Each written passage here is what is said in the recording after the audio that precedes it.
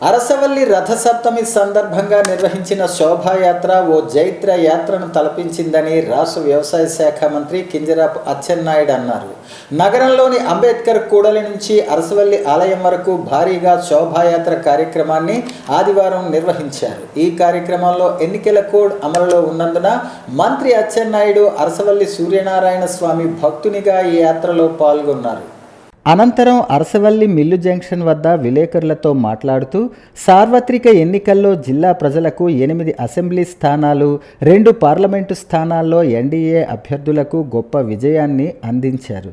జిల్లా ప్రజల ఆకాంక్షలను నెరవేర్చే విధంగా శ్రీకాకుళం జిల్లా కేంద్రంలోని అరసవల్లి రథసప్తమి ఉత్సవాన్ని రాష్ట్ర పండుగగా గుర్తించాలని సీఎం చంద్రబాబు నాయుడును కోరడం జరిగిందన్నారు. ఆయన రథసప్తమిని రాష్ట్ర పండుగగా గుర్తించడంతో ఈ ఏడాది 3 రోజుల పాటు పండుగ నిర్వహించాలని నిర్ణయించామన్నారు. దీంతో యుద్ధ ప్రాతిపదికన పాలకొండ రోడ్డు, కళింగ రోడ్డులో ఆధునీకరణ పనులను చేపట్టామని వివరించారు. అదేవిధంగా ఆలయ నిర్మాణ పనులను కూడా పూర్తి చేయగలిగామని తెలిపారు. 3 రోజుల ఉత్సవాల్లో భాగంగా తొలి రోజు చేపట్టిన శోభాయాత్రకు జిల్లా వ్యాప్తంగా ప్రజలు ఊహించినంతగా తరలి రావడంతో ఆనందంగా ఉందని చెప్పారు. జిల్లాలో ఉన్న కళారూపాలను, రాష్ట్ర వ్యాప్తంగా ప్రసిద్ధి పొందిన ఆలయాల నమూనాలను, జిల్లాలోని పర్యాటక కేంద్రాలు, పుణ్యక్షేత్రాల నమూనాలను ప్రదర్శించారని తెలిపారు. గతంలో తానెప్పుడు ఆలయ స్వరూపాన్ని పూర్తిగా చూడలేదని, ఇప్పుడు పుష్కరిణి నుంచి చూస్తే ఆలయం పూర్తిగా కనిపిస్తోందని వివరించారు. భవిష్యత్తులో 100 కోట్ల కేంద్ర ప్రభుత్వం ప్రసాద్ పథకం నిధులతో ఆలయంతో పాటు నగరాన్ని సుందరీకరణ చేపడతామని చెప్పారు. అధికారం శాశ్వతం కాదని, ఇటువంటి మంచి పనులు చేస్తే ప్రజలు తమ గుండెల్లో పెట్టుకుంటారని తెలిపారు.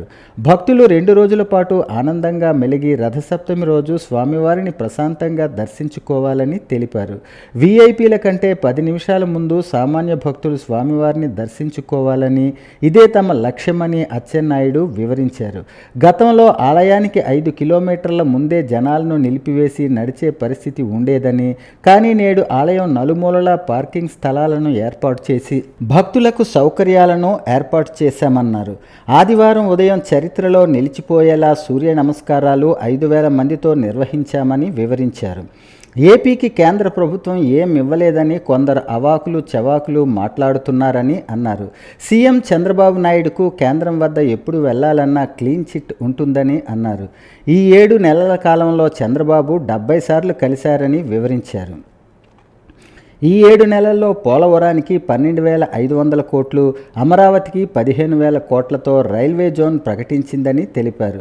విశాఖ ఉక్కును ఆదుకునేందుకు 12,500 కోట్లు మంజూరు చేసి ఊపిరిపోశారన్నారు.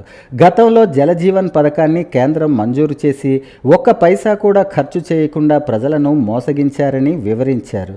2025తో ఈ పథకం ముగుస్తుందని తెలుసుకున్న చంద్రబాబు నాయుడు అధికారం చేపట్టిన తరువాత 2028 వరకు ఈ పథకాన్ని పొడిగించారని గుర్తు చేశారు.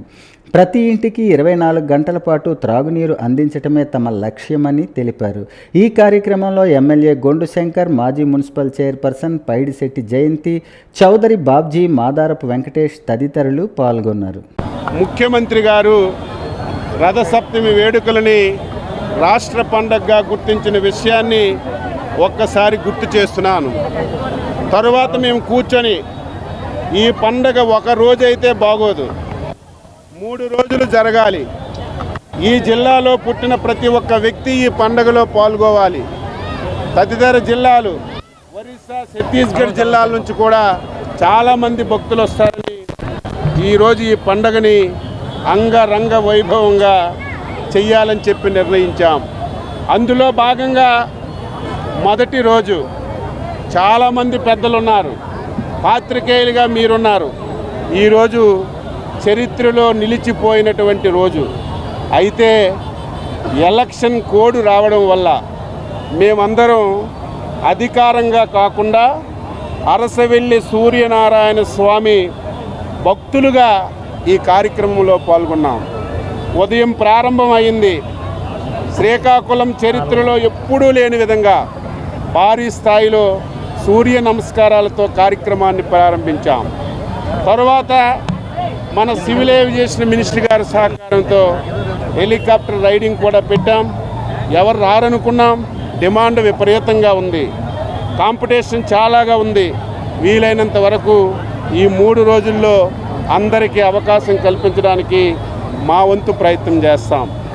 ఇక ఈరోజు సూర్యనారాయణ స్వామి యొక్క జైత్రయాత్ర నభూతో నభవిష్యత్తు. ఇంతవరకు శ్రీకాకుళం జిల్లా చరిత్రలో ఎప్పుడూ ఎక్కడ జరగని విధంగా ఈరోజు ఈ శోభాయాత్ర జరుపుకున్నాం. నా ఉద్దేశం హెడ్ క్వార్టర్ అన్ని విధాలుగా అభివృద్ధి చెందాలి. ప్రతి ఒక్కరిలో భక్తి భావాలు ఉండాలి.